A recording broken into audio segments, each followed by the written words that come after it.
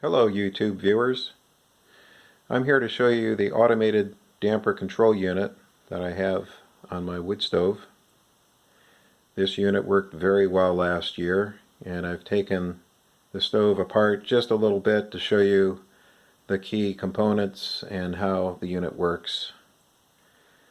The first thing you're going to need, and it's shown here on the bottom, is an actuator to move your damper lever. Now my damper's on the bottom and it restricts air intake to the firebox.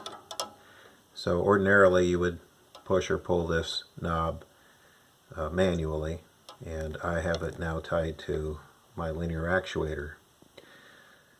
So it is in the full open position right now. It wants to see a fire, it wants to feed air to the fire, so it's in a full open position. Now this linear actuator worked out perfect for my project. I needed 1 inch of travel, and I just needed 1 pound of pull force or push force. And the unit I selected has 5 pounds of actuator force. It has built-in limit switches, so it won't over travel. It'll stop at 0 or 1 inch and cut off current flow. I simply mounted a 1 inch or 1.5 inch wide piece of steel to the front of my box with these 2 screws. And then I pinned the location of the actuator here to set the location and held it with a cable tie. And here's the wires will go off to a 12-volt power supply and in through the relays of the control circuit. Now the thermocouple I have is a Type K. Type K thermocouple will handle temperatures of over 1800 degrees Fahrenheit. And I selected that range because I didn't know if I was going to hook it in through the stovepipe and or mount it in through an existing hole I had here in the jacket. Now this hole right here is just seeing the airflow around the firebox, essentially the air that's blown out through the front duct of the firebox. Well, I wanted to keep the thermocouple protected and clean, so I mounted it back here.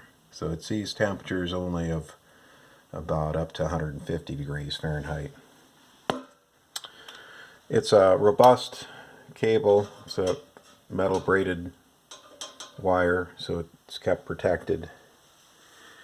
Now you'll feed that wire into the circuit of the sensor, and then there's jumper pins to the Raspberry Pi. Now why did I choose the Raspberry Pi?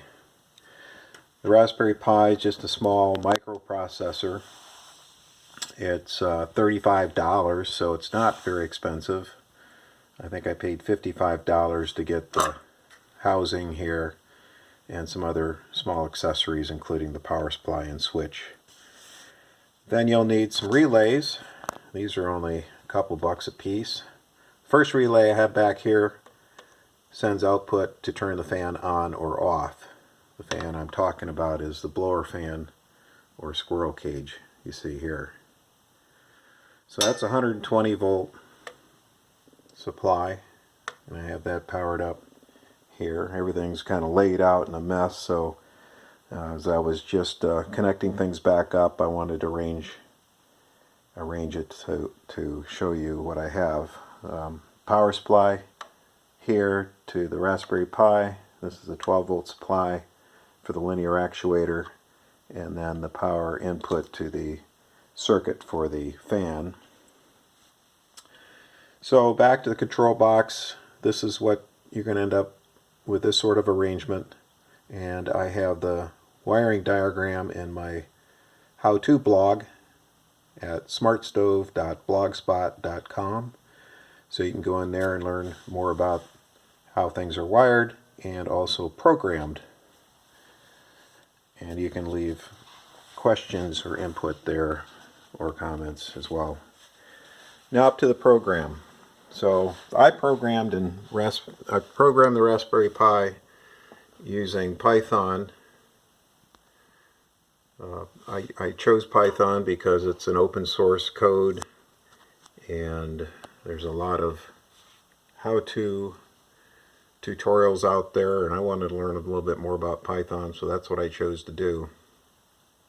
The most difficult part of this was reading the thermocouple. Once you get over that, it's just simple logic. So let's start up here. And right here you see 2/3 of the program, logic. Now, the fan is going to stay off until the fire gets hot enough to where I see 85 degrees Fahrenheit. And that sets the condition that the fan is on. And it will stay on. Sorry, scroll up just a little higher. And once it will turn on at 80 degrees. 80 degrees, the fan will switch on, and it will stay on until the temperature drops below 68. Basically, the fire's burnt out. No need to blow cold air throughout the room. So then the logic for the linear actuator is shown here. There are three basic stages. If it's below 85 degrees, the damper's fully open. Basically what you see right now when I showed you earlier. The 85 to 95 degree range, I set the damper halfway. I simply send an output to the relay for 0.85 seconds, and that gets the damper halfway open or halfway closed.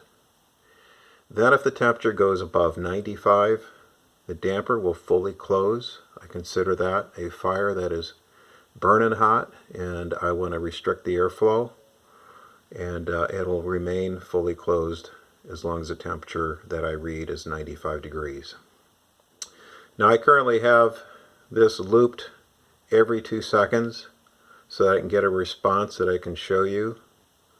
Normally I want to set that to 5 minutes, or 5 times 60 seconds, and that's sufficient for a fire. A fire is not going to change that much over the course of 5 minutes. If you do it at 2 seconds like I have it here, that actuator is going to flutter in and out as the temperature hangs around, you know, the 85 or 95 or whatever. You don't want it bouncing back and forth. So 5-minute intervals of sampling and adjusting it works just fine. But here I have it at 2 seconds.